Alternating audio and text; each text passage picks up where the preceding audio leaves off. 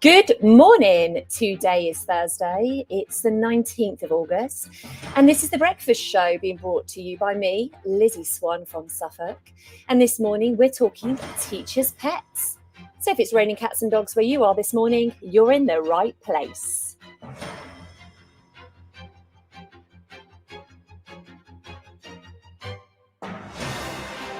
This is Teachers Talk Radio, and you are listening live. Tune in live at ttradio.org, or to join in the conversation, download the Podbean app and search Teachers Talk Radio. Follow the hashtag TTRadio. Tune in, talk it out with Teachers Talk Radio. So good morning, everybody. How are we doing this morning? In the studio today, we're going to be joined by Cheryl KD on Twitter. She's the author of Introducing a School Dog, Our Adventures with Doodles the Schnoodle.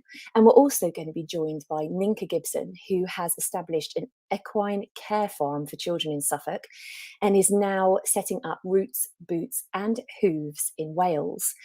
And we're going to be talking about how animals can enrich the lives of children and adults in educational settings, and how you as teachers have embraced animals in your settings. So you might have therapy animals in your schools and have questions for Cheryl and Ninka. But don't forget, this is your show. So please text in, call in with your questions. And don't forget, hit that like button, hit that heart. And if you hear a comment or a discussion that you're enjoying during the show, hit like for us, because that helps more listeners find our show.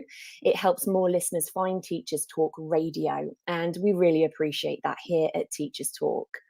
So before we get any further, let's start by hearing what's happening in the world of education in our news. This is Teachers Talk Radio, and this is Teachers Talk Radio News.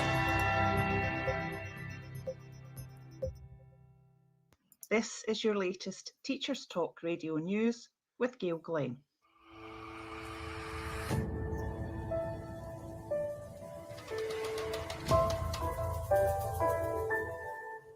In Scotland, the government has announced that school exams will go ahead in spring next year. Public health advice and the views of partners, including those on the National Qualifications Group, have informed the decision.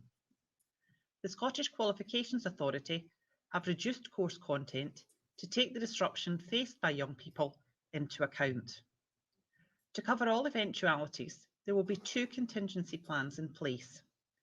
Further modification of the course if there is further disruption to learning because of COVID, or teacher judgment based on normal in-year assessment if public health conditions do not allow for the exams to take place.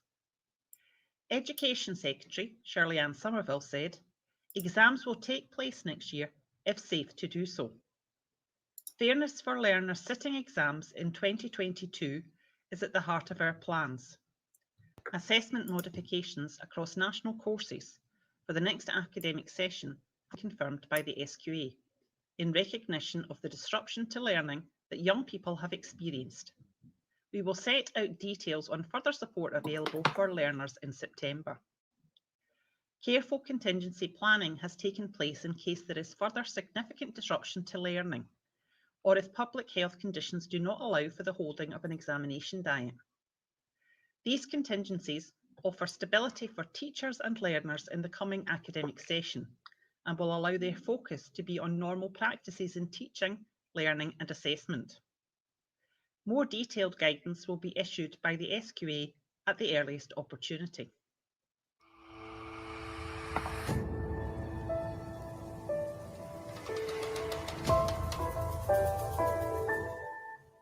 In Northern Ireland, education unions have advised against the easing of COVID restrictions in schools and have asked that the mitigations which were in place in June should remain in place.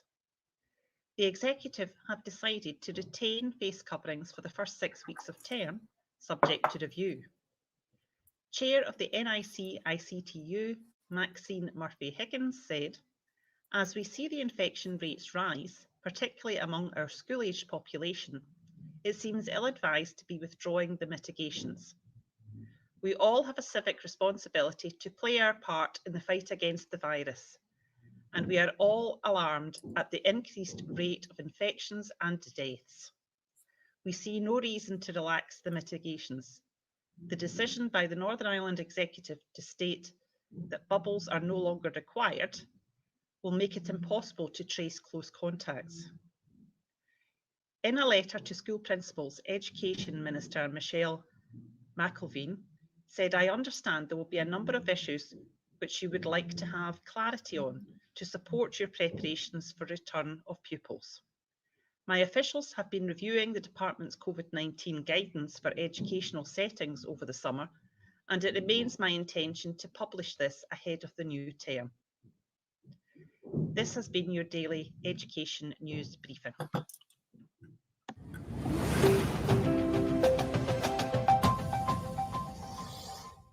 So, good morning, everybody. Where are you listening this morning? Text in and tell us what's your name. I couldn't even get my teeth in then. What's your name and where'd you come from? How have you spent the past week? So, you and my Tesco delivery man, he's my main source of in-person chat outside my immediate family these past few months. You're going to be relieved to know that I finally handed in that dissertation. So, I was going to give myself a little round of applause then, but I actually forgot to do it. So, here's my round of applause. I was kind of hoping, oh, here we go again.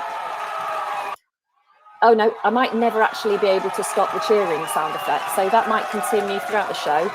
I was thinking maybe I might actually be able to have that for the rest of my life. Thank you for that. Thanks, listeners. Absolutely managed to get that dissertation in finally. I don't know how many of our listeners have engaged in further education, but my goodness, trying to juggle studying with a family and a full-time job, it's quite a feat, isn't it? I also hadn't realised how many people I'd harped on about this deadline I had to until they all started asking me about it. And that's when you realise that you have to kind of change your mindset or just get it done. How do you guys cope with a big task? When you've got a large amount of reports to write, or you've got, a big deadline coming up, do you spread everything out and pace yourself, or do you wait until the last minute and then use the pressure to sort of motivate you to get it done? And I'm really fascinated, particularly as, having this kind of meta experience where my dissertation was on psychology. I did find myself justifying my procrastination by saying, actually, no, it's more of me reflecting on the psychology aspect of it. So is this a kind of research or evidence aspect? It wasn't. I was simply procrastinating. But actually, the real reason we procrastinate, if we address it, we're more likely to start achieving our goals. And there has been research into procrastination. Of course, there has. And, a big key part of this is over the past 18 months, many of us are finding ourselves procrastinating more. And researchers at the University of Manchester in the UK and the University of Rochester in the United States have been investigating why we procrastinate and linking that to our emotions. And actually, one of the key reasons why we tend to procrastinate is the fact that it is linked to our emotions, and we need this positive burst of happy emotions. And of course, they have come up with a new phrase for it, and they call it cyber loafing. Now, amazing. We're going to have to get that one trending, because if we can come up with a word for it, if we can label it, surely we can justify it. But how much time do we waste on cyber loafing?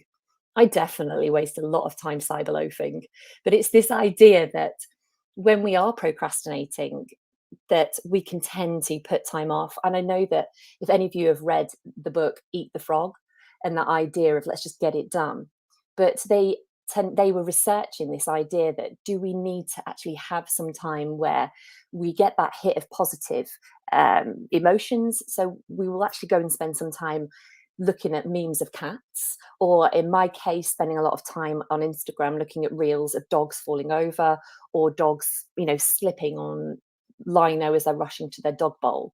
So that has been my guilty pleasure. I like to watch funny videos of dogs, and it just gives me about a 5-minute release of, get some dopamine in my system. And I know, this has been this crazy, absolute burst, But how do you spend that time? Does it actually make you more productive? And what those researchers were finding, that these short-term mood lifters can have this, adverse effect. And actually this procrastination can lead to guilt, which ultimately can compound this initial stress. So do we actually end up creating a bit of a cycle for ourselves? So what we might be better off doing is just cracking on and getting the job done in the first place. But for me, what I find is actually what works for me is giving myself those short bursts and factoring in those breaks, because if not, I do find myself actually sitting there for too long. But after many, many years of working towards an annual calendar of having these deadlines, I have recognized that I have to get outside. And if I don't get that time outside, if I don't get to breathe some fresh air, if I don't get to be near a tree, if I don't get to be near animals, I just need to be near one animal, no plural needed.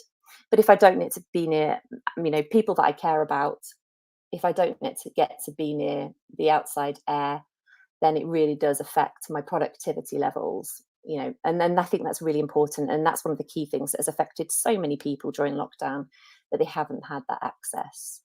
And drawing on one of those key elements there is what we're going to talk about today, because we're going to be joined by two experts in this area. And they're both probably going to cringe when I use the title experts, because we're going to be joined by Cheryl, who on Twitter is at Cheryl KD. And there's two R's in Cheryl. Please don't miss those out, because I really don't want you to miss out on the opportunity to learn from Cheryl and her experience as a former assistant head teacher, an SLE, an initial teacher training mentor, and at an outstanding special school in Blackpool. And Cheryl's also poured her experience into a fantastic book. She's an author of Introducing the School Dog, Our Adventures with Doodle the Schnoodle. And they do say never judge a book by its cover, but it really is so hard to turn your back on that adorable face. But after a brief break, what we're going to do is we're going to hear from our sponsors now, and then we're going to be chatting to Cheryl. And what I'd love to hear is some of your questions, your thoughts for Cheryl. And if you want to text in live to the show or call in, please do, because this is your show and we'd love to hear from you. We've already had so many comments from teachers, teaching assistants, and school staff in other settings contributing. We'll do a brief shout out to all of those people before we welcome Cheryl to the show. So before we do, let's just hear from our sponsors.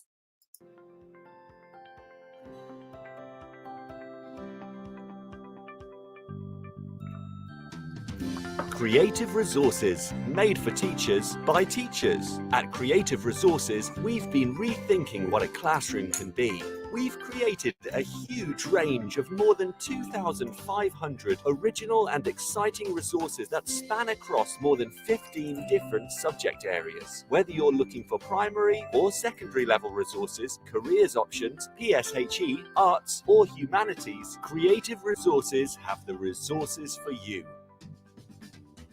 We offer full curriculum packages and unique, challenging escape rooms themed on topics such as Shakespeare, Tudors, and fractions. We have quizzes, task cards, Tarsier puzzles, and lots more. Better still, more than 100 resources can be accessed for free. Just visit our website, www.cre8tiveresources.com. You can get 10% off any order you make on our website by using the discount code TTRadio. Creative Resources, made for teachers by teachers. Every teacher loves stationery, right?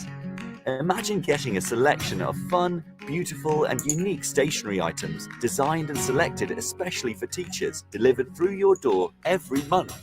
You need to check out teacherslovestationery.club.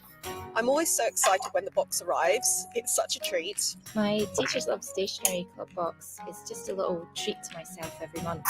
It's always full of delightful and surprising items, including some really good quality stationery brands like Faber-Castell and Stabilo. And because you never know what you're going to get, it makes it even more fun and special when you get it. It feels really great to be supporting a family business that's run by real teachers. I can't help feeling like they just know what I'm going to enjoy using stationery-wise better than I do myself. Visit teacherslovestationery.club and enter the code TTRadio when you buy your first stationery box to save £2 today. Teachers Love Stationery .club. Introducing the Leadership Masterclass series by Diana Osagi. Learn how to ditch your fears and develop your leadership confidence. How to deal with difficult colleagues. How to thrive when you lead in a challenging environment. And how to get colleagues to buy into your vision. Join Diana for her online leadership masterclasses starting on the 10th of July and running all the way through the summer. These sessions are the perfect way to prepare and refresh for the next academic year and beyond. Book your place at courageousleadership.co.uk/events now. The first 50 leaders to sign up get an additional free mini coaching session with Diana herself. Don't miss this.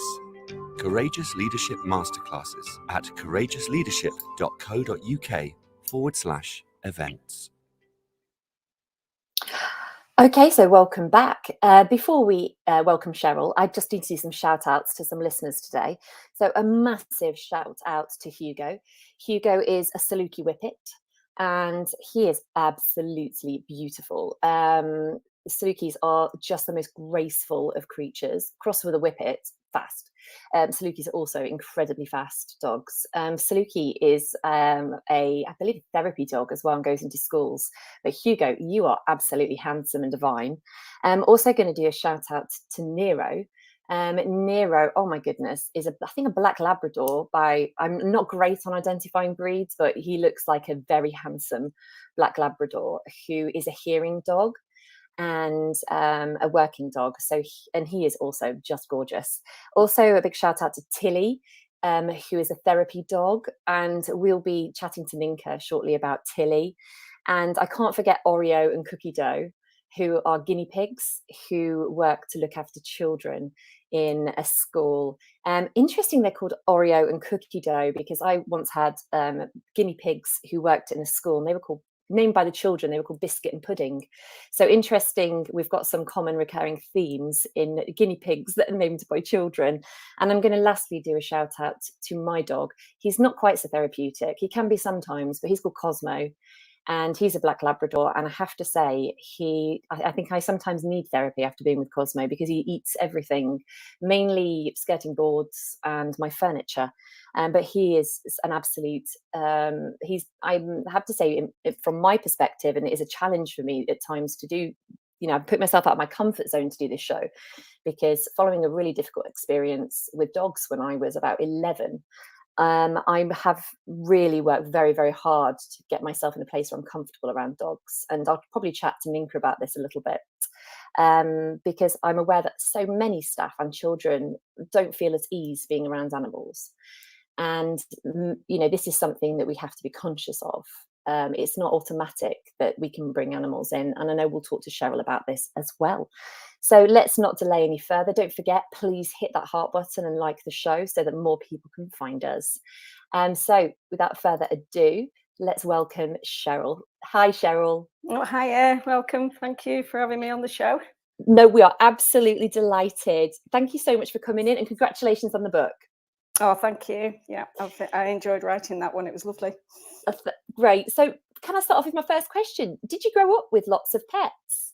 Yes, I did. We always had lots of pets in our house when I was growing up. We had dogs, rabbits, mice, gerbils, guinea pigs, budgies. We had absolutely everything that you could want, but not all at the same time, obviously. But one thing we always had was a dog and a tortoise. We always had those two things. So, yeah, I've always had a dog around me.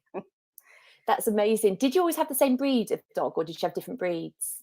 No, we tended to have the same dog. We had a poodle when I was growing up for some reason. I think just the size of it, I don't know. But yeah, so we always had a poodle. Yeah. That's funny. So growing up, I always had dogs, cats. We had birds as well. We had gerbils. It was like a proper menagerie. Yeah. And but we always seemed to have different breeds of dogs. I think we had a lot of rescue dogs. But I had Right. my parents were messing. We had boxers, bull mastiffs. We had German shepherds. And yeah, I know we had big dogs. And then now my parents have got a cockapoo. So Oh yeah, I think cockapoos and schnoodles are going to take over the world. They're everywhere where you go, aren't they? absolutely. So how do you feel? This is a question from my daughter who's 8, and I said to her, I've got this amazing opportunity to chat to this lady tomorrow. I said, what questions should I ask? And this is her question. She wants to know, how do you feel about being around a dog lots of the time? Oh, do you know, I absolutely love dogs. And for me, it was a golden opportunity to be able to take my dog to work, as well as for him to do some good with the children. So I think that dogs have such a lot to offer us as humans in terms of loyalty and love. And, you just look into their eyes and they melt you. So I just love having a dog around me. I think they keep you on an even keel. They keep you nice and happy. As long as you're a dog lover, of course. Yeah, I remember we had a dog trainer that came, and when we first got our dog, to help us with establishing a relationship, and they were very clear that he won't be coming to help us help the dog. He'll be coming to help us. Yeah. And it's not about the dog needing training, it's about the people, the humans needing training, really. That's what they always say, isn't it? It's not the dog's fault. Whatever is happening, it's not the dog's fault. It's always the fault of the humans. And I would agree with that. I spoil my dog terribly. It's interesting, and a lot of the strategies that he was sort of bringing in were quite familiar to me from in terms of behaviour strategies. And I thought, Absolutely. how can I recognise that, though, in terms of sort of behaviour strategies? And I have to be very clear that I don't speak to but how can I don't speak to children? I don't say to the children when I walk into a classroom, sit. But how can I recognise so many of those strategies and not, but indulge? Yeah, I do know exactly what you mean. I have heard myself say to Doodles, I'm going to count to 3. And then I think, what on earth are you doing? This is a dog, not a child. I know. So it is hard to separate the two. I know. But from a logistical point of view, when you take Doodles to work, how do you manage when he needs to go for a toilet break, or, that kind of logistical aspect of it? Because I think that's something that people think, but what do you do if he needs to go to the toilet? Well, Doodles went into school when he was very, very young. Excuse me. So as soon as he was toilet trained, so he was encouraged right from the very beginning to see it as an extension of his own home. So therefore, he did not do anything like that within the school grounds. But if he did need to go for a wee, shall we say, then that was okay. We had a space to go. But I was very, very lucky in that I had a teaching assistant who was a very close friend of mine. And she came in early in the morning to take him for a walk. She took him for a walk on a break and at lunchtime. Excuse me. And she was very, very good with him. So he had plenty regular opportunities when people were on breaks to go for a walk and, relieve himself. So it did actually work well. And he never once soiled on the school premises, I'm happy to say.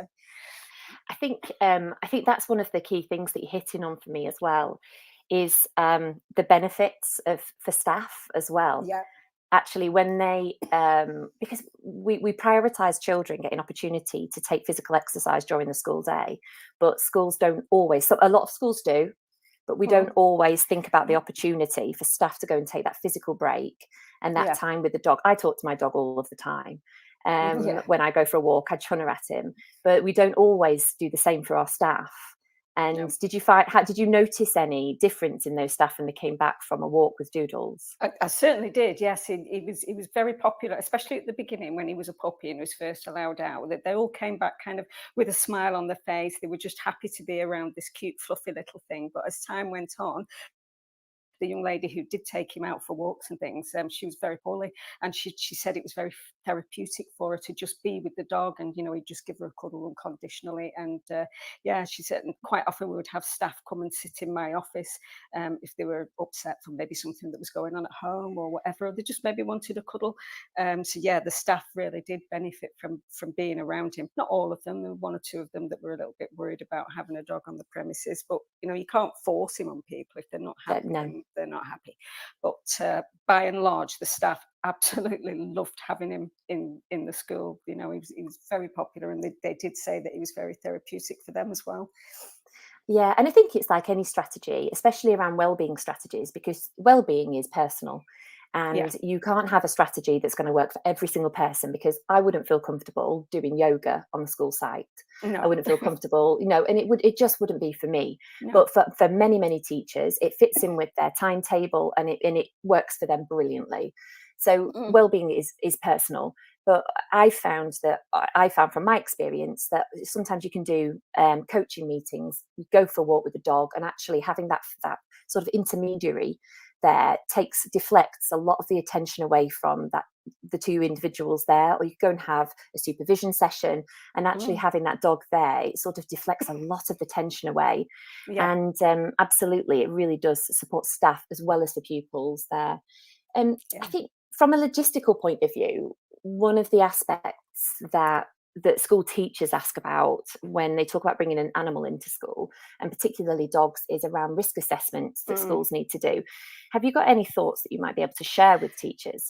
Well, yeah, I think you need to make it personal to your own school. Obviously, your own risk assessment is personal to your own cohort and your own members of staff. But I think what's important, and even more so now, the first things high on our list at our school was to make sure that children always, and staff always, wash their hands immediately after handling the dog. So that was good. Another risk assessment, another thing we added was to make sure they didn't go too close, face to face with the dog, sort of thing. They could do whatever they wanted. They could stroke him, they could cuddle him, but not let him lick the faces, sort of thing. The next thing we always made sure was that there was always, absolutely always, non-negotiable, a responsible adult with him. No matter how much you trust the dog, he can never be 100% sure that he's going to be okay. So yeah, there was that one, and a contingency plan for if the dog is unwell. Like he was my dog, and if he was going unwell and I was teaching, we had to have a contingency plan as about what would happen with the dog. So those kind of things. Just think about your own school and your own cohort, and what would you do in certain situations. So as I say, personalize it to your own school. Perfect. And do you communicate? Do you display that? Communicate it to parents, and would you advise? Parents weren't aware that we were getting a dog until I actually turned up with him. But the parents absolutely loved him.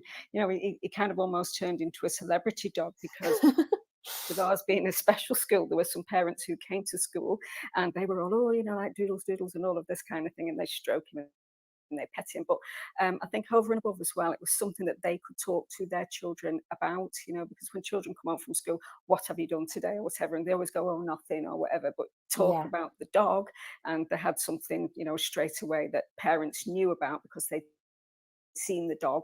And so they did like having him on the premises, so that they could have something to talk to the children about. Brilliant. And what would you recommend for schools who may be aware of children who are afraid of dogs? We had a young person who was a young person who was quite afraid of dogs, and actually, with support, we were able to break down some barriers. But it took quite considerable intervention. But we had other pupils who just said absolutely not. And I think, personally, we didn't have many like that. But if you know a child is scared, and we did have one, and her mum actually asked if we could use it as an opportunity to get her used to dogs, because it was actually not exactly ruining their lives, but was having an impact on their lives. Who walked down the street and she'd try and get across the road. Anyway, so what we did, we sort of scaffolded it like you would do with any other sort of thing, and we slowly introduced the dog to her, sort of like in the hall. She'd be at one end and the dog would be at the other end, and then just slowly moved her up, let her see that other children were having fun with the dog, and over a long period of time.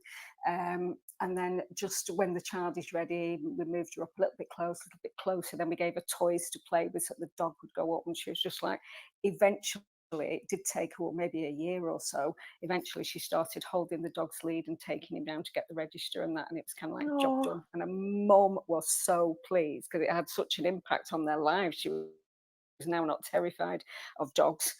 So it was really lovely to see the way that she coped after that. So that's definitely one of the benefits of having a dog on the premises is an opportunity to help the child who might be really scared. Well, it's a huge benefit, because whether or not you make a decision as a family or as a household to have a dog with you, when you go to the playground, when you go to the supermarket, or even on the school gates, it's a challenge, because some families do, regardless of how the school communicates with the families, some families do persist in bringing dogs to the school gates, They do, or having or bringing dogs to the supermarket, as I say, and around, and if a child is afraid, and the dog will pick up on that and sense that.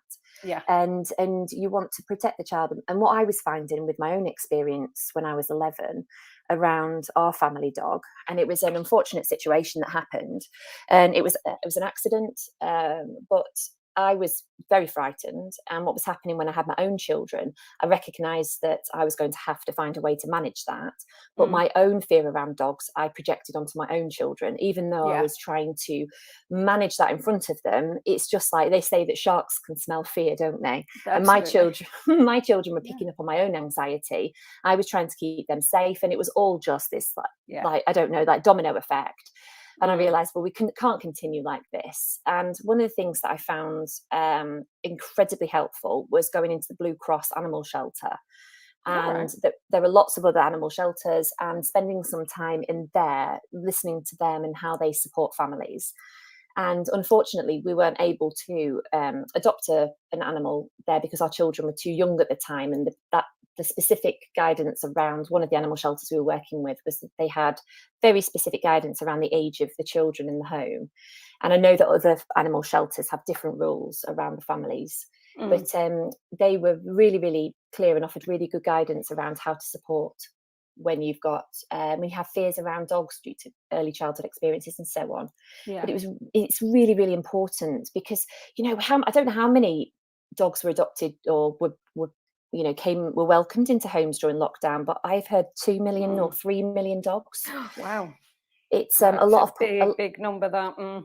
Yeah, I'm sure it was in the millions. I'm sure someone can correct me here. So it's great to hear that you can support children, you know, and offer some scaffolding with it. But, you know, it's interesting. You've worked in a special school. I've worked in a special school. Do you think having a therapy dog is something that's reserved just to special schools or primary schools? No, I think in our local area, it was all in fact, the first therapy dog that I came across was the high school next door. They had a therapy dog, and I was very interested in that, and that was very successful in that school. And I thought, oh, okay. So, and then my own local high school just down the road, they've got 4 therapy dogs. So, I think it's just as much for teenagers, because think about it, teenagers can have their own troubles, can't they? You know, not the same sort of troubles as primary children might have, but they have a whole different set of problems, and introduce a dog into their scenario, and that can work really, really well. So they had 4, and they have 4, and so that's really, really good. Would you recommend any particular breeds that work? There you go. Would you recommend any particular? I like it because it adds some authenticity to our show. Do you think there are any particular breeds that work well as therapy dogs? Well, I think you've got to choose your dog very, very carefully. I think you've got to look at the size of the dog. You don't want, well, personally, I don't think you should have anything huge inside a school, because if you have got children that are scared, then, introducing a great big dog is not going to help. And I think that also you should look at are they hypoallergenic and things like that as well, so that people are not necessarily going to be allergic to them straight from the offset. But I think these cockapoos and schnoodles that are around at the moment, because that they're the 2 dogs, and that are joined together kind of thing, if you see what I mean, what their temperaments by and large is going to be like. So like for Doodles, I know that he's easy to train. I know he had lots of energy, which is great for him being with the children all of the time. And I know what size he's going to grow to as well. And I know that he's hypoallergenic. So we were off to a great start. So I'd go for a medium-sized dog. I'd be looking at cockapoos and things like that. But, looking at all the dogs on Twitter, and I can see why they're in schools. And I think, I can see how that would work as well. So again, I think personalised to your own school, really, in your own cohort. Perhaps a bigger dog would work well in a high school, whereas a smaller dog might be more scared. Can I, for our listeners and also for me, is a schnoodle a schnauzer and a poodle? It is, yes, that's right. Thank you. Okay, I'm very impressed with my new knowledge. Honestly, if you'd have asked me, thank you. If you'd have asked me 18 months ago, I would have had no clue. But it's amazing. It's like if you drive like a certain car, you start to, and you notice everything. Like since getting a dog, I'm like, right, okay, my knowledge has grown exponentially. I think we've already talked about the benefits of therapy dogs for staff as well as pupils. Have you found they also work well with parents?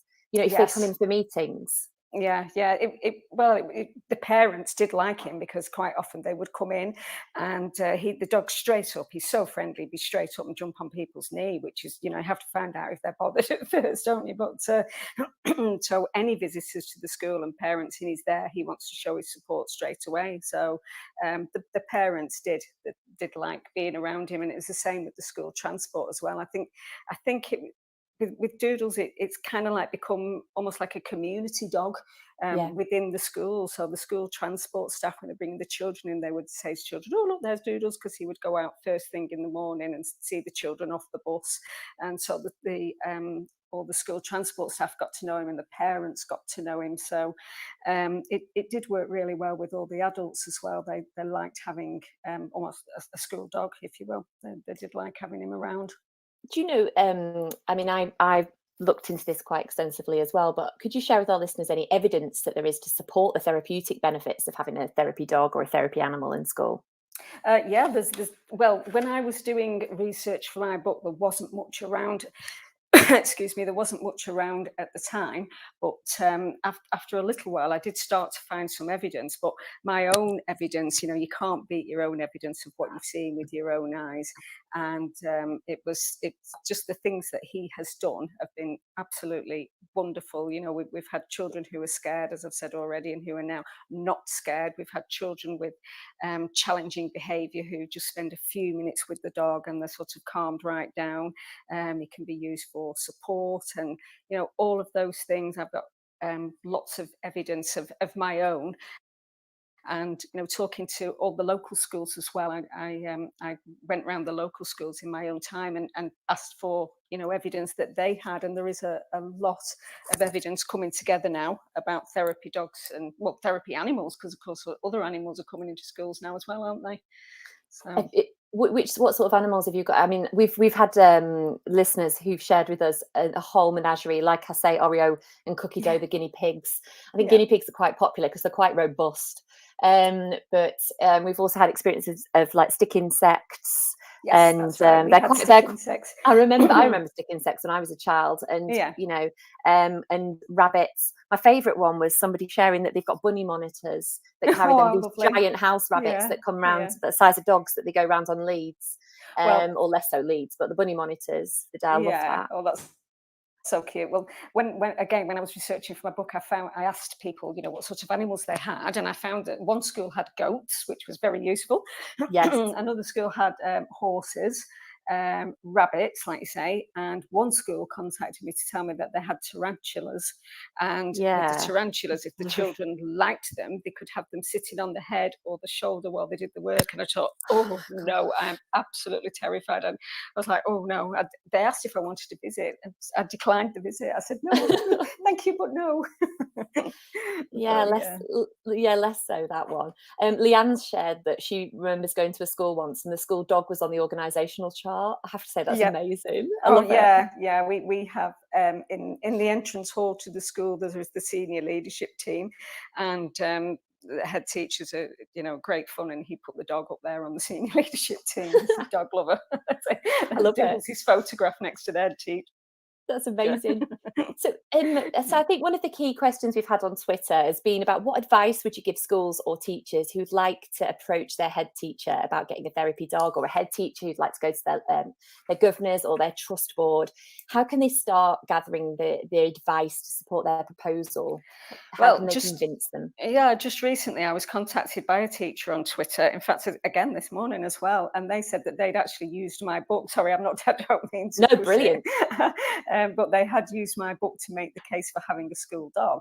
And I have actually heard that a few times, but also I'd be looking at the success stories that you can now find on the internet, a quick search, and you can find some success stories. And I'm always happy to provide some success stories for people to show them how it works, and so that you can see how the children relate to the dog and young people.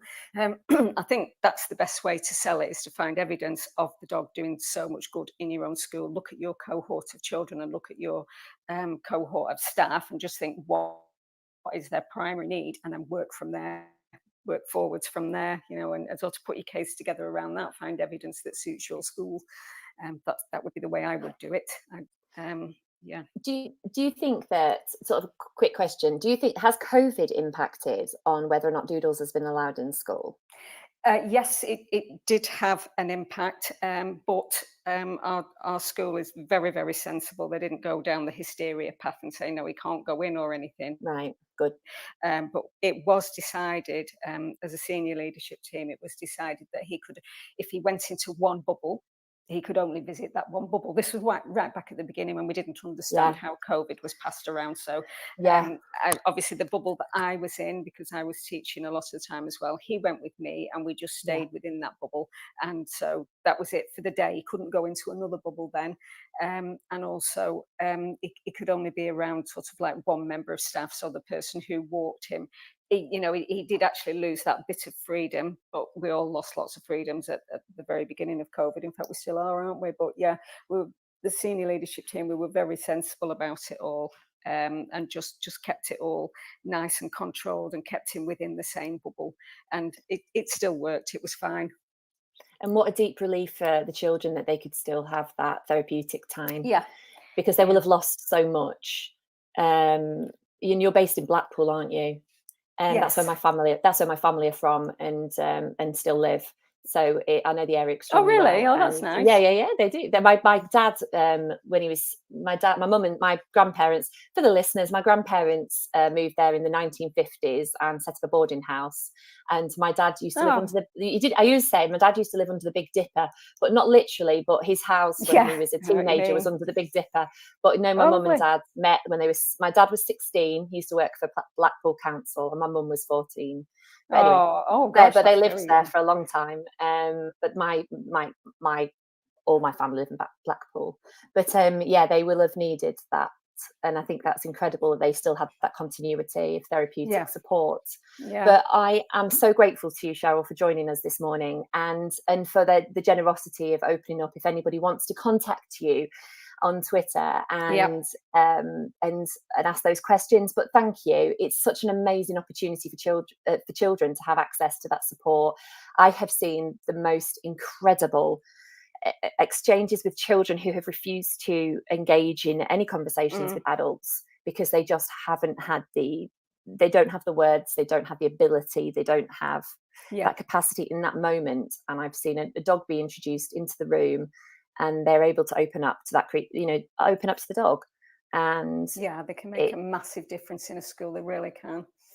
We had really can. lots of speaking and listening opportunities. He was used in lessons and lots of speaking opportunities. You can see the children did improve in their language skills, which again was really good, because suddenly they were there trying to describe this dog, and the fun that they were getting from him. So that was good as well. Absolutely. And I also, I really want to see more research around using dogs as reading dogs as well, and getting children who are reluctant to engage in PE, just taking dogs for walks. So, I could talk about this for ages, but I'm really grateful for your time, Cheryl. Huge thanks, and keep in touch. But thank you. Yes, thanks for inviting me on. It's been good fun. Thank you very much. Thank you, and have a great day. Take care now, Cheryl. Thank you. Bye. Bye. So huge thanks to Cheryl. If you want to learn more about Cheryl or Doodle, you can follow Cheryl on Twitter at Cheryl KD, and that's Cheryl with 2 R's. So we're going to break for the news and an advert break, after which we're going to be joined by Ninka Gibson, owner of Roots, Boots and Hooves, who successfully established a care farm for children on an equestrian centre in Suffolk, and is in the process of setting one up in Wales. Don't forget to hit that heart button to like our show so that other listeners can find us.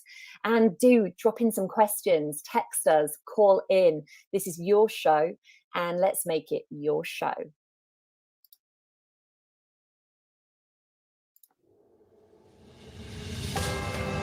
This is Teachers Talk Radio, and this is Teachers Talk Radio News.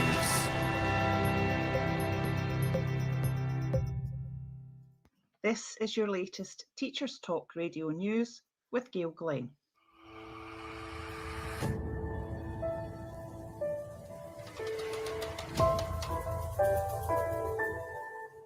In Scotland, the government has announced that school exams will go ahead in spring next year.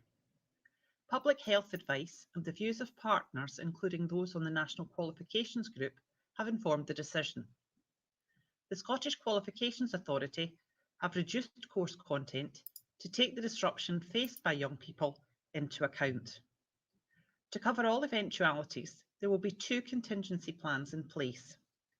Further modification of the course if there is further disruption to learning because of COVID, or teacher judgment based on normal in-year assessment if public health conditions do not allow for the exams to take place. Education Secretary Shirley-Ann Somerville said, "Exams will take place next year if safe to do so. Fairness for learners sitting exams in 2022 is at the heart of our plans. Assessment modifications across national courses for the next academic session are confirmed by the SQA in recognition of the disruption to learning that young people have experienced. We will set out details on further support available for learners in September. Careful contingency planning has taken place in case there is further significant disruption to learning, or if public health conditions do not allow for the holding of an examination diet. These contingencies offer stability for teachers and learners in the coming academic session and will allow their focus to be on normal practices in teaching, learning and assessment. More detailed guidance will be issued by the SQA at the earliest opportunity."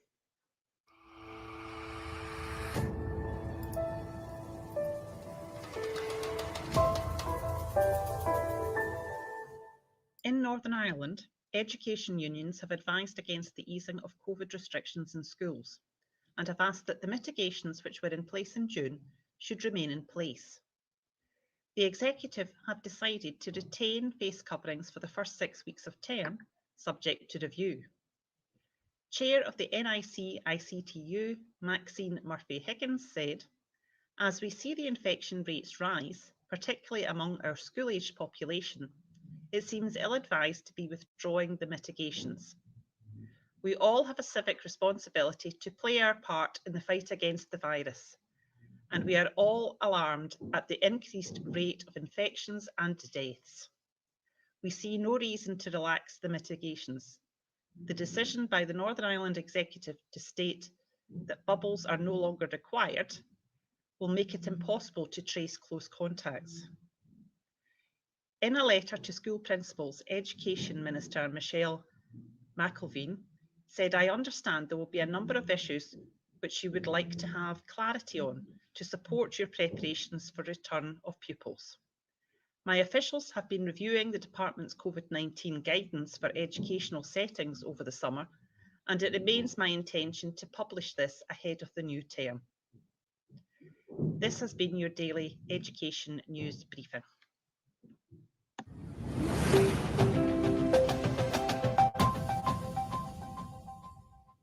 Every teacher loves stationery, right? Imagine getting a selection of fun, beautiful and unique stationery items designed and selected especially for teachers, delivered through your door every month. You need to check out teacherslovestationery.club. I'm always so excited when the box arrives. It's such a treat. My Teachers Love Stationery Club box is just a little treat to myself every month. It's always full of delightful and surprising items, including some really good quality stationery brands like Faber-Castell and Stabilo. And because you never know what you're going to get, it makes it even more fun and special when you get it. It feels really great to be supporting a family business that's run by real teachers. I can't help feeling like they just know what I'm going to enjoy using stationery-wise better than I do myself. Visit teacherslovestationery.club and enter the code TTRadio when you buy your first stationery box to save £2 today. teacherslovestationery.club. Okay, so we're going to be joined shortly by, in about a minute actually, by Minka. Before that, I just want to give a quick shout out to the Potting Sheds. You can follow them on Twitter at, I'm just going to get their Twitter handle correct, at BHA Potting Sheds. So they've been sharing some fab photos.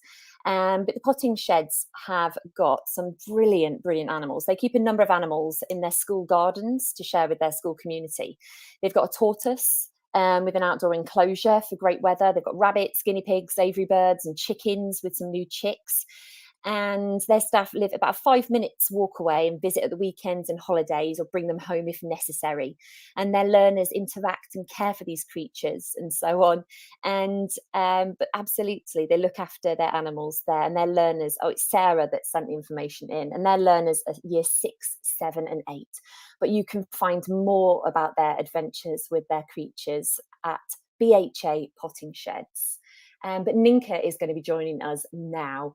Ninka spent about 12 years working within both mainstream secondary schools and special schools, and has developed a passion for using the outdoors and animal therapy as flexible and holistic methods to motivate young people and children into engaging with education.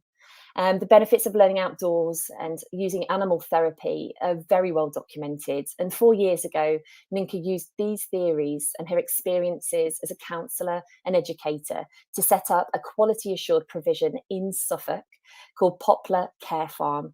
This provision is still going strong, and it's successfully supported many, many students between the ages of 9 and 16 who, for many reasons, cannot access mainstream education. Ninka's very, very proud to say that every year 11 student who has left the provision went on to post-16 training and accessed several qualifications, along with a range of interpersonal and life skills. Being able to facilitate a sense of achievement and success in a young person who's lost confidence in their own abilities, along with promoting the positive impact on young people when working with animals, is so important to Ninka. And this is something we're going to talk about in a moment. We'll probably talk very quickly because Ninka and I know each other. We'll probably talk over each other, so apologies when the sound cuts out. And we haven't spoken to each other for a while either, so we'll probably be talking a lot and very, very quickly. Ninka's moved away from Suffolk, but she's absolutely keen to support young people, and we'll be setting up a new organisation, which she's started to do already, called Roots, Boots and Hooves in Wales. And I'm desperately keen, if there's anybody from Wales listening, either live on download, I'll be trying to set you up with her. But hi, Ninka. Hello, good morning. Oh, it's so good to hear your voice. How are you doing, Ninky? All right? Yeah, I'm good. It's lovely to hear you too. It's very surreal, but lovely to be here.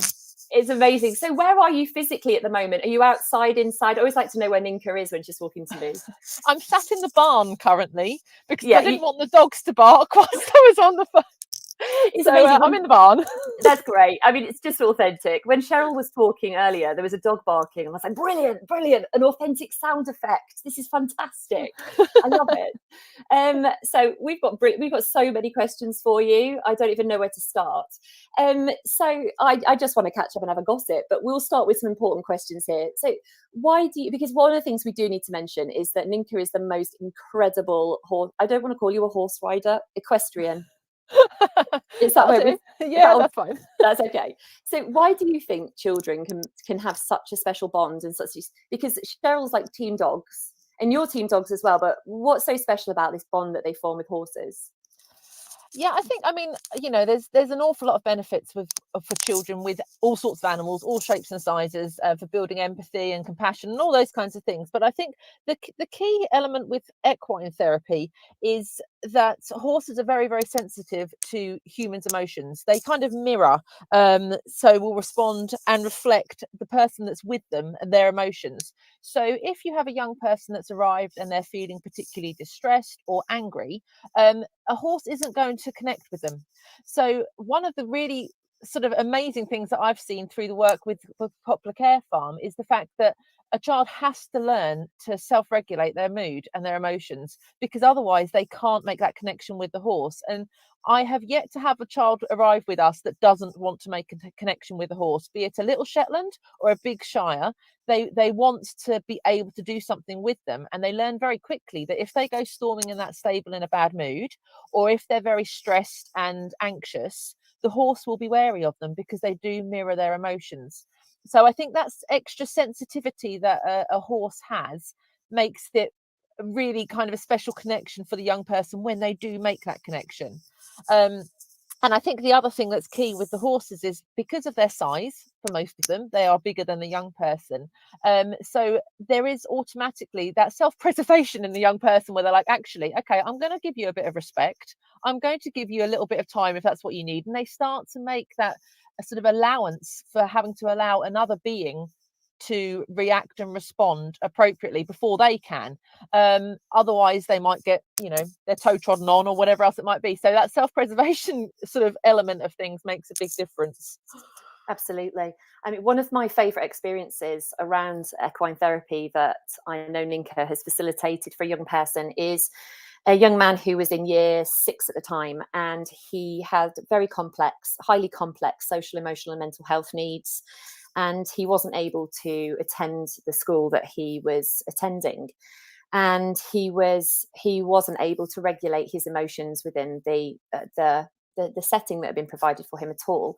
But he was fascinated by horses, and also he really needed lots of high adrenaline activities. And one of the activities that Ninka set up for him was vaulting.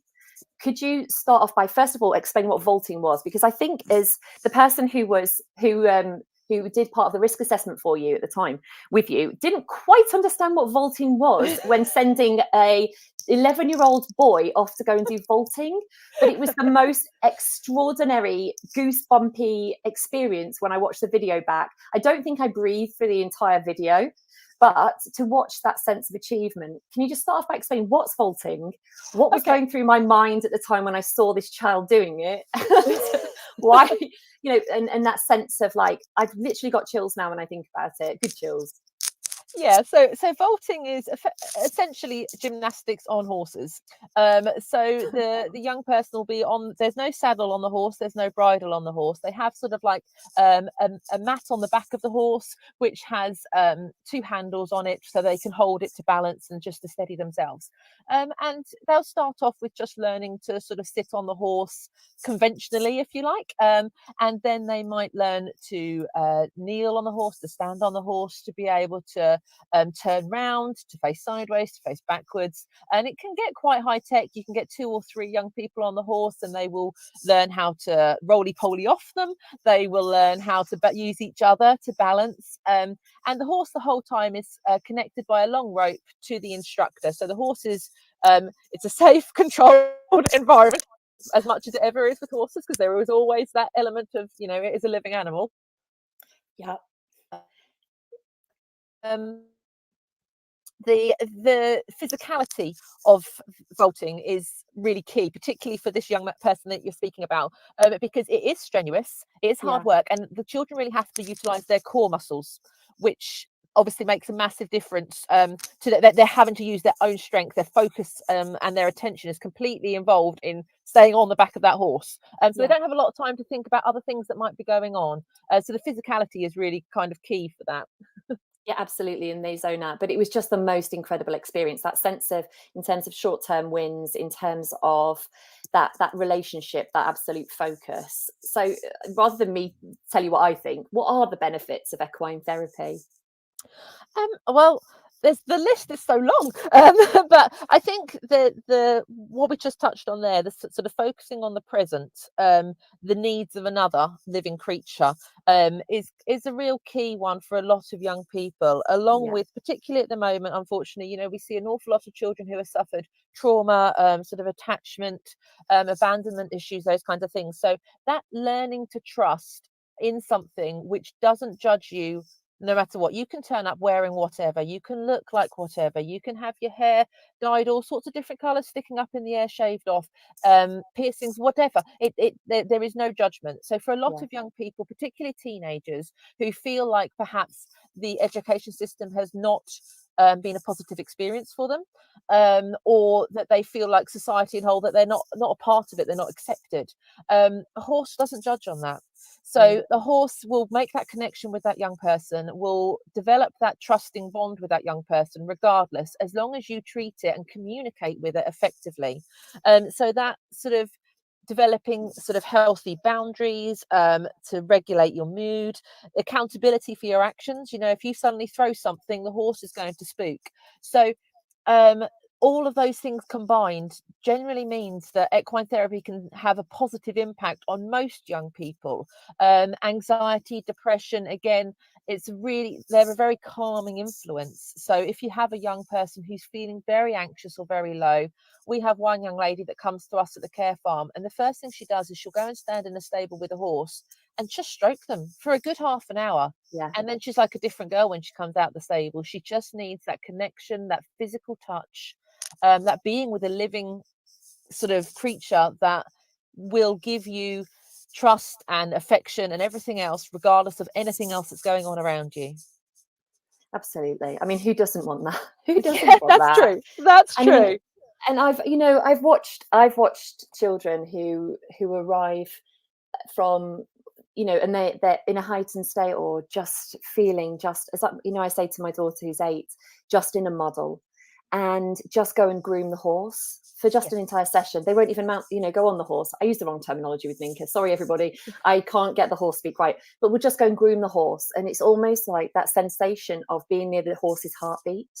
And it's breathing with the horse. Sorry, I'm doing the grooming motion. You can't see me, but if you could see me, I'm actually like, I'm doing the grooming motion with my hand, but it's like they will regulate their heartbeat in line with the horse. And just, it is the most beautiful thing. And I can feel myself calming just talking about it. And you are absolutely right, because I think there's such a stigma around horse riding being an elitist sport. Because no joke, if you want to, I was watching the pentathlon in the Olympics, and there's no way that you don't need money to do that. But in terms of being in the stables, there's, I think there is a stigma around, you need to look a certain way, dress a certain way. And so people have written, equine therapy off. What would you say about that? Yeah, I think there is. And I think, it can be an expensive hobby. It is an expensive hobby. If you want to go and pay for riding lessons for a class of 30, it's not sustainable for most schools. Yeah. However, there are ways and means of still accessing sort of interaction with horses or animals generally. But as we're talking particularly about horses today, sort of being in touch with your local Riding for the Disabled group, being in touch with local sanctuaries, they don't have to ride. Young people don't have to be on the horse to get the benefits of being around the horse. The benefits of that non-verbal communication. Often we talk at our young people a lot. And actually, there's a lot of research now, not so much in this country, unfortunately, but sort of Germany, Australia, where they show that actually the impact of just being around the horse and not talking and not needing to have that talk therapy kind of situation is so positive.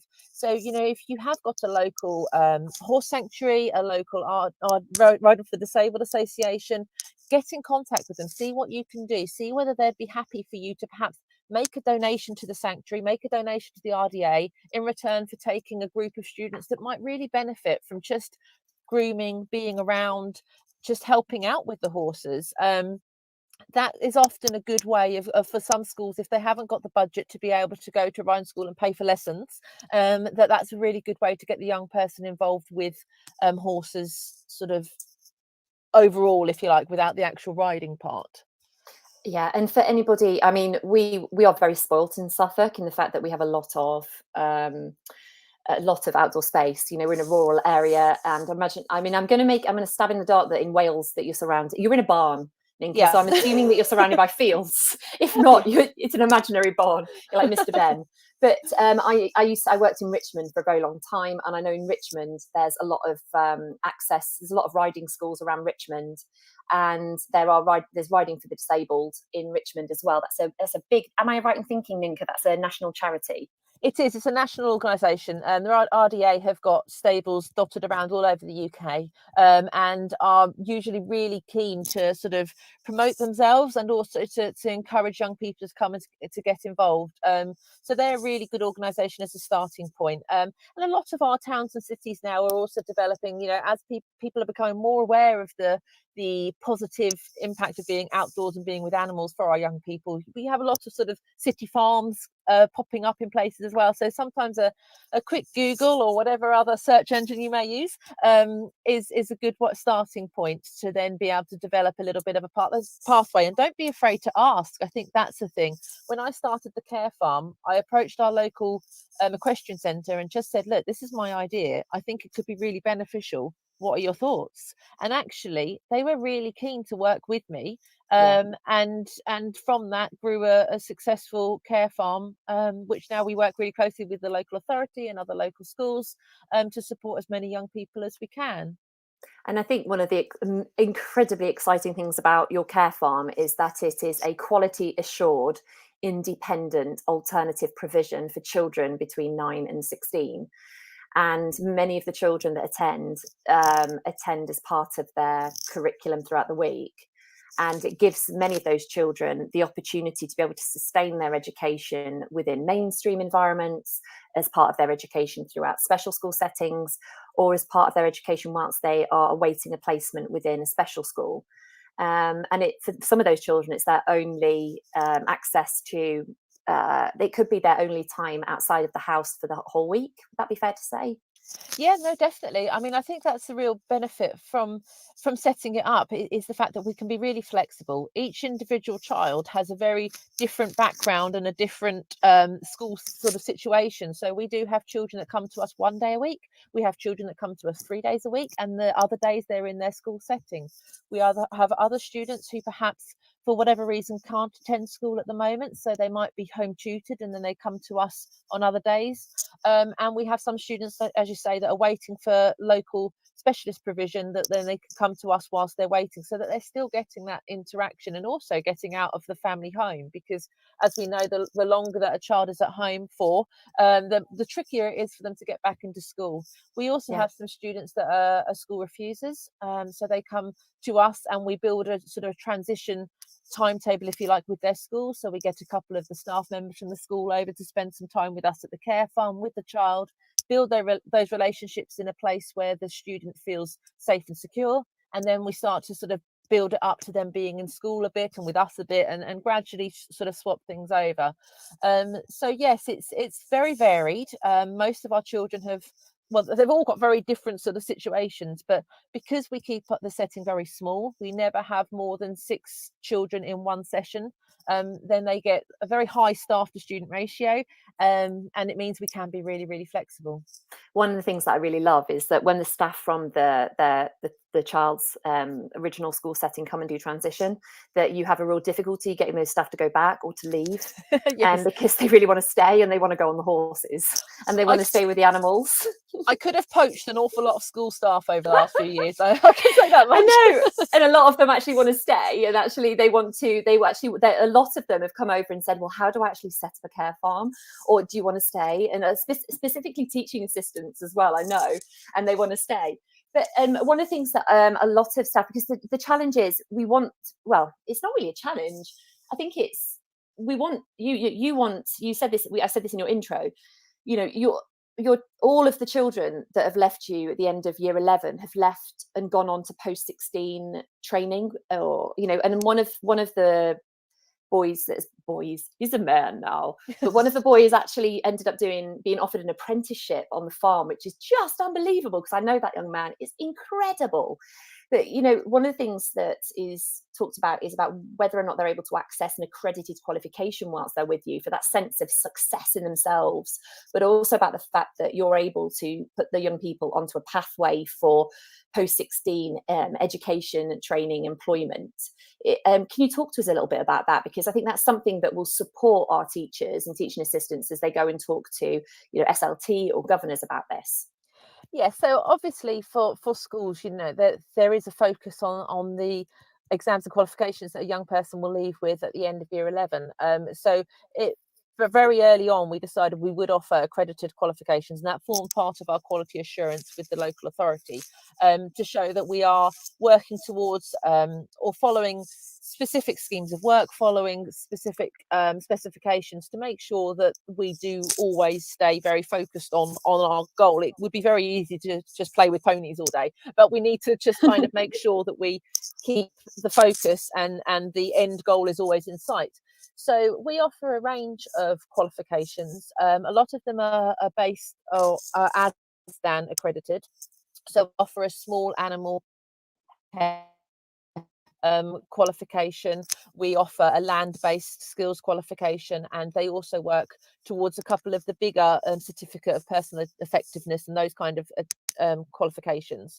We also follow the British Horse Society progressive riding qualifications, so the students work towards those, and they're really lovely because the earlier ones, the level 1 and 2, are relatively easy to get, and for a child that has never passed an exam or never got top marks, for them to see a tick in every box and to get that certificate is just amazing, and it can be a real game changer as far as their attitude to their learning is concerned. And often after they've got that first one, because it's very practical based, they then are more willing to sit and, okay, let's look at writing a care plan for an animal, let's look at how we're going to, I don't know, write a diet plan for a horse that might be needing to change its weight or whatever it might be. So we offer those as well. We also offer St John's first aid qualifications, food and hygiene, and functional skills literacy and numeracy. Now, we have had other students that have worked towards, they're working towards perhaps ASDAN within their current school, and we then help with filtering into that. So we'll work with the school to achieve level 2 ASDAN qualifications, filling in the gaps, if you like, for some of the areas that the school may not be able to provide, or it makes it more appealing to the child, because instead of sitting writing a project in a classroom, they are on the yard coming up with a project of a welfare plan for a horse that may have been unwell or something like that, and then straight away the learning becomes much more real, I suppose, to the young person. And a lot of the time, you know, we'll all have heard a young person go, well, what's the point, I'm not going to use this when I leave school, or that kind of a thing. So if we can get rid of that mentality and actually give the young person a reason and for them to see a point in what they're doing, then can be a real game changer in the process. Well, it's amazing. Go on, sorry. No, I was just going to say, well, the amazing thing about this is last week we were talking to a guest about demand avoidance, but specifically about young people with special needs, and the fact that what we need to be doing is changing the system to fit the child, not trying to change the child to fit the system. And what it sounds like is exactly what you've done, is you're changing the system to fit the child. Yeah, because and it's not giving them success. Yes, definitely, absolutely. Because as soon as that child, when you have, I mean, with me and you have definitely, and I'm sure a lot of other people have worked with young people who have just lost any interest. Yeah. You know, there's one young man we both knew from primary school who had a really rough time at primary school, was written off by anyone and everyone basically by the time he got to high school. Caused a lot of issues, to be fair, sort of in early high school, because he just couldn't access the learning. He'd already missed a chunk of primary school. He couldn't look at a textbook. He couldn't understand what was on the whiteboard. It was much easier to just go, do you know what, I'm not doing this, I'm going to cause a little bit of issue instead. And that young man got involved in a bad group of people, if you like. He got involved in a lot of antisocial behaviour, drugs, etc., and turned it round after being with us for 6 months. And it's purely, I can't take any credit for this one, it was one particular horse who was a bit of an outcast of a horse. The other horses didn't like him very much, and he absolutely took to this horse, and instead of spending his money on cigarettes, buying alcohol of people off street corners or whatever it might have been, he started buying the horse things. He bought the horse a winter rug, he bought the horse a new feed bucket, and that young man has now left. He has been gone now for a year, but came back at the weekend just to see the horses, and is now riding for a young lady in the village, helping her look after her horse, and is in an apprenticeship employment. So you know, for him, and he's not the only one, we've got many students like that. You just have to get the young person to see that they can succeed. They are able to bring something to society. You know, that kind of feeling part of something is so important for our young people. And when they're with a horse, they can. I mean, that story was that story is a case of, I mean, that may be an extreme, but that's a true transformation. That's a crossroads of, you can go that way. I mean, and that's it. I mean, that's a young person who had experienced permanent exclusion, had experienced county lines, had experienced the most extreme version of social deprivation, of the worst experience of schooling you can experience as a young person in terms of being disengaged, and has had the system changed around him to fit what he needs in terms of educational opportunities and reshaped to fit his need. And also that young person was able to fit that. And I think, you know, your perseverance, let's not forget the fact that your perseverance with him and the other people that engaged with your program, and that perseverance, and the other agencies, I think, that were working with him, and their perseverance with him, and his dad, let's not forget about his dad as well. But I think, you know, that's incredible that he's still ticking in, and his relationship with that pony. It's lovely, honestly. His spirit animal, come on. Well, and it's when you get these sort of roughy tufty lads, you know, we've all worked with them, they're too cool for anything, and you walk past the stable and you find them with their arms around the neck of a horse, just smelling them because they love the smell of it. You know, it's lovely. And I think, you know, going back to the for teachers or teaching assistants or school staff that are looking to try and bring something equine therapy based to some of their young people, those changes do feed into the schooling, and I think it's really important. Often schools will struggle because they're like, well, it doesn't relate directly to their English lessons or their maths lessons, but actually the development of communication, social skills, appropriate interactions makes a massive difference when they're coming back into that classroom. And particularly with students who either have special educational needs or social and emotional mental health needs, they, you know, there's a recent study that's been done again in Australia, the effects of a young person with PTSD. They've concluded now that equine therapy is equally effective to traditional office-based sort of talking therapies, in significantly reducing the symptoms of PTSD over a course of about 10 to 12 weeks. There is now much more research, so I would advise, sort of encourage people to look into that, or contact me if they want, and to get together a little portfolio of the reasons why this sort of therapy would be really beneficial to their young people, because it does relate and it does feed straight back into the classroom environment, and it's not just let's go and pat the pony on the nose and have a little jolly. No, and I think that's absolutely key. So what skills or qualifications might a teacher need to transition to working in animal therapy or working on a care farm setting? So not just qualifications, but what skills do you think it takes? I think you've got to be adaptable. You've got to be flexible. You have to throw away the one size fits all mentality.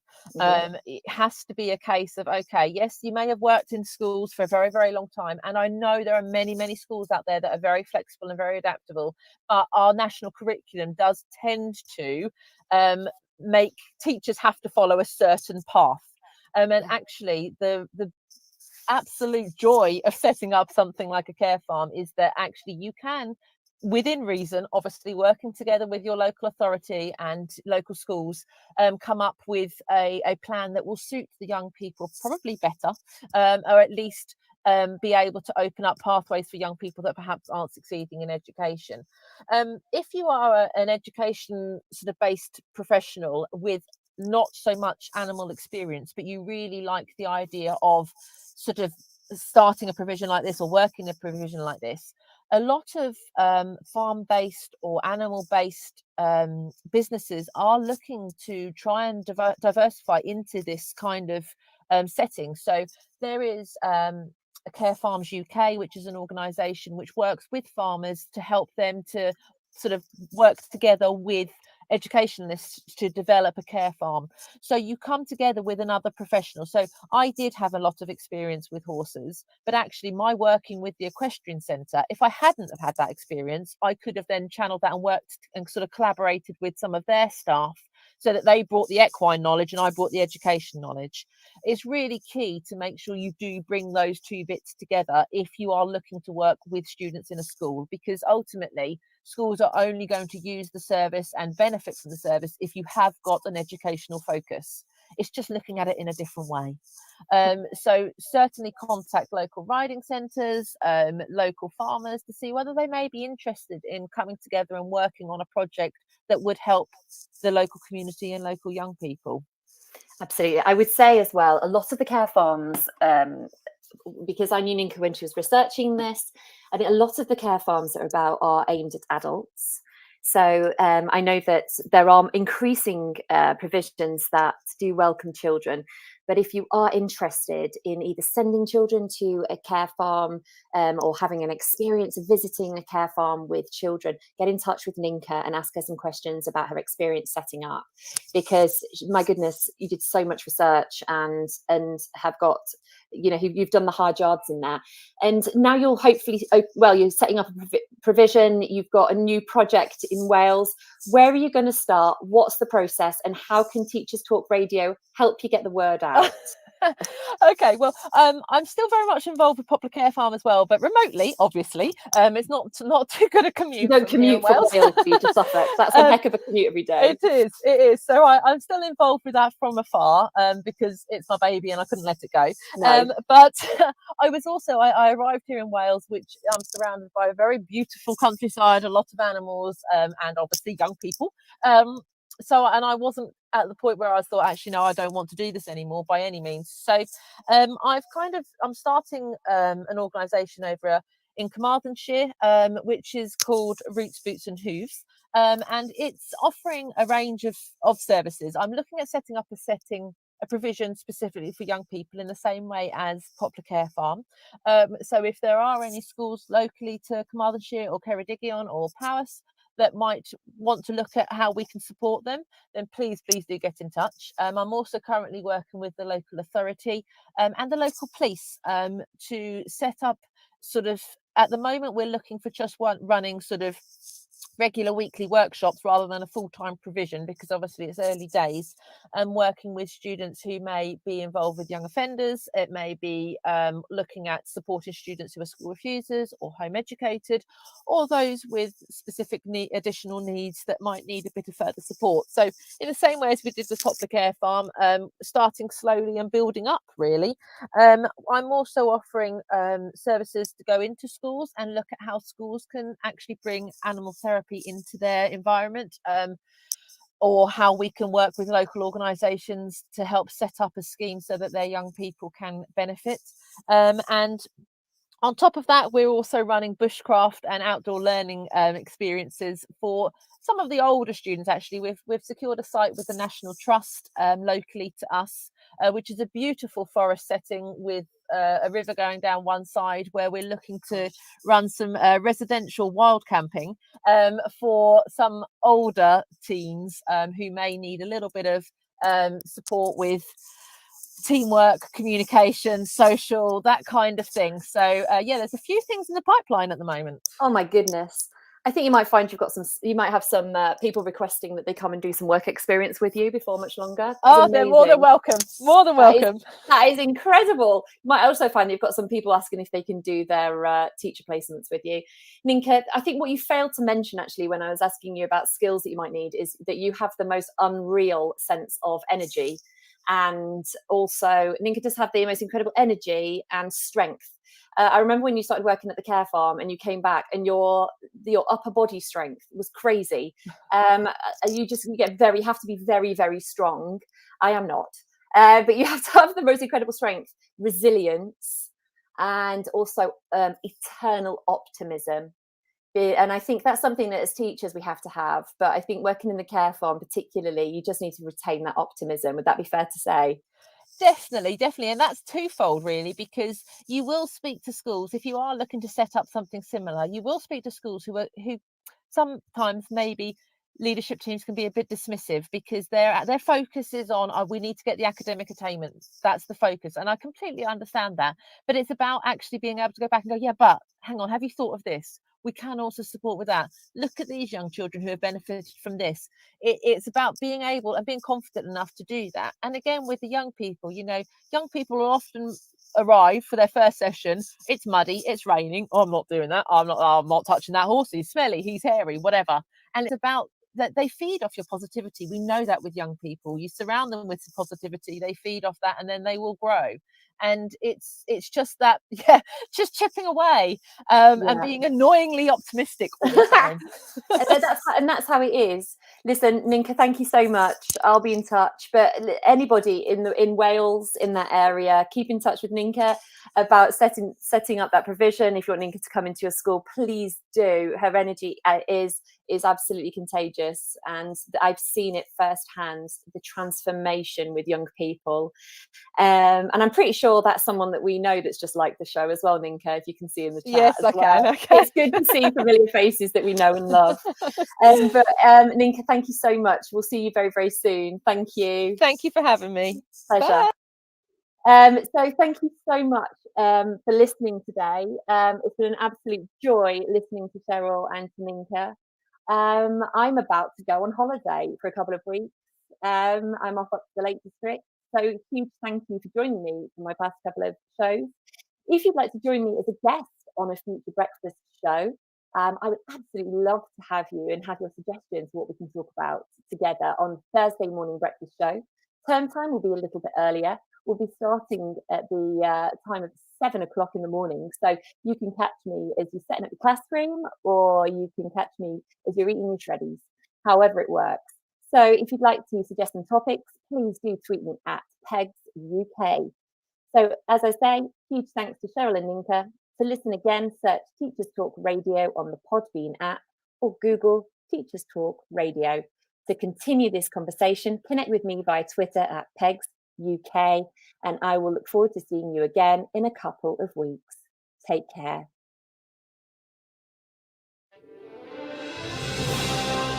You've been listening to Teachers Talk Radio. Tune in live and listen back at ttradio.org. We look forward to hearing from you next time on Teachers Talk Radio.